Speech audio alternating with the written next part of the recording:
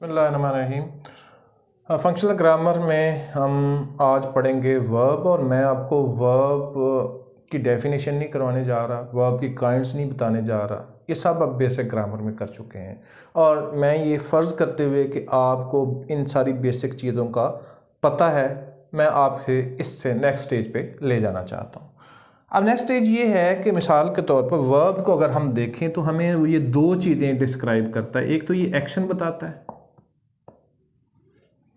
आपने इसकी डेफिनेशन भी पढ़ा होगा कि ऐसे words which states an action they are called verbs, ऐसे कहते हैं ना हम। तो लिहाजा ये एक्शन को डिस्क्राइब करता है और साथ साथ ये स्टेट को भी डिस्क्राइब करता है। इन दोनों चीज़ों को ज़रा देखने के लिए आप ज़रा इन एग्जांपल्स पे गौर कीजिए।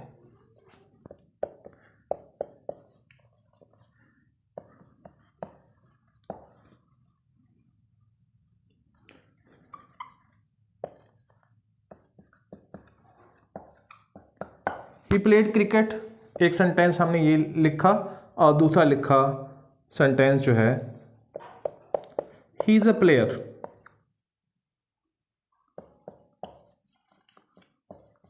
अब पहले सेंटेंस में प्लेड वर्ब जो है ये एक्शन को जाहिर करता है, यानी वो क्रिकेट के खेल क्या खेलता है, क्रिकेट खेलता है। क्रिकेट खेलने में उसकी मूवमेंट है और उसका एक्शन है, यानी ये जो है उसके एक्शन को जाहिर करता है।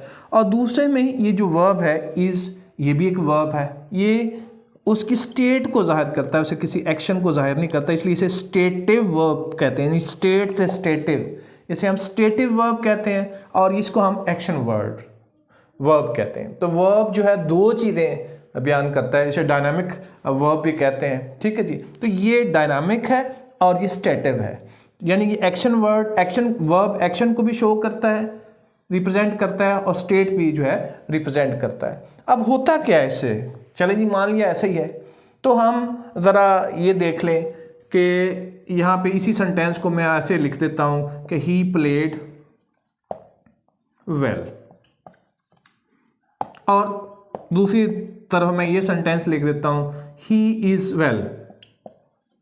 अब आप मुझे बता सकते हैं कि यहाँ पे ये वेल जो है वो क्या है ग्रामर के लिहाज से, और यहाँ वेल ग्रामर के लिहाज से क्या है।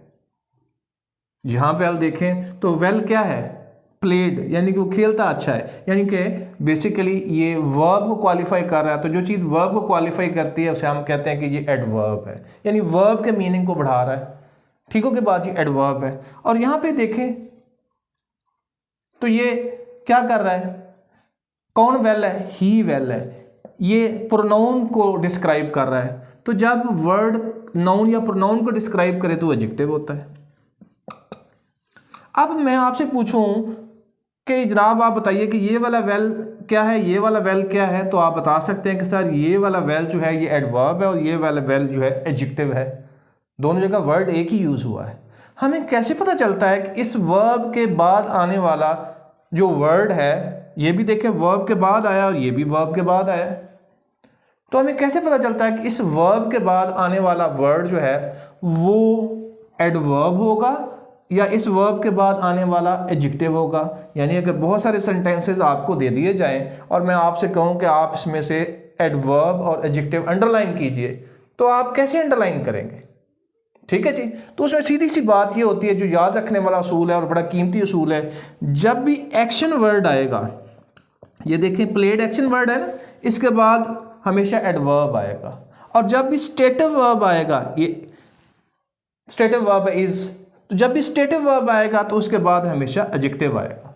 तो लिहाजा ऐसे सेंटेंसेस जिसमें आपने ये बताना हो कि जनाब इसके बाद एडवर्ब आ रहा है या एडजेक्टिव आ रहा है, तो लिहाजा वहाँ पे आप किस तरह डिस्क्राइब करेंगे कि उसके पहले वर्ब को देखेंगे। अगर वो एक्शन वर्ब है तो उसके बाद आने वाला जो है 100/100 एडवर्ब होगा, और अगर वो स्टेटिव वर्ब है तो उसके बाद जो वर्ड आ रहा है वो एडजेक्टिव होगा। ठीक है जी, और बहुत सारी मिसालें देख लेते हैं। मिसाल के तौर पर मैं कहता हूँ आई हैव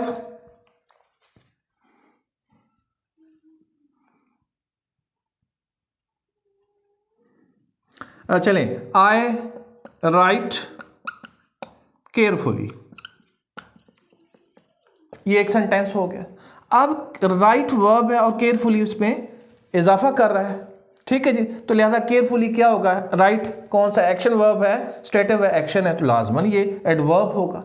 ठीक है जी। तो लिहाजा इस तरीके से आप देख सकते हैं कि जो मुख्तलिफ सेंटेंसेस जिसमें हमें एरर के लिए उन्होंने दिया होता है कि जी आप ऐसे करें, बताएं कि ये इसमें अंडरलाइन वर्ड जो हैं ये एडवर्ब है या एडजेक्टिव हैं, तो उसको आप क्लियरली जो है वहाँ से डिस्क्रिमिनेट कर पाएंगे। कुछ चीज़ें तो बिल्कुल क्लियर होती हैं, साथ जो इस तरह की चीज़ें होती हैं वो कन्फ्यूजन होती हैं। उसमें आपने ये देखना होता है कि उस जिसको आप एडवर्ब या एडजेक्टिव कहना चाहते हैं उससे पहले जो वर्ब है वो एक्शन है तो वो एडवर्ब है, अगर वो स्टेटिव वर्ब है तो वो एडजेक्टिव है। तो मेरा ख्याल है ये डिफरेंशिएशन आप इसको याद रखेंगे। Thank you.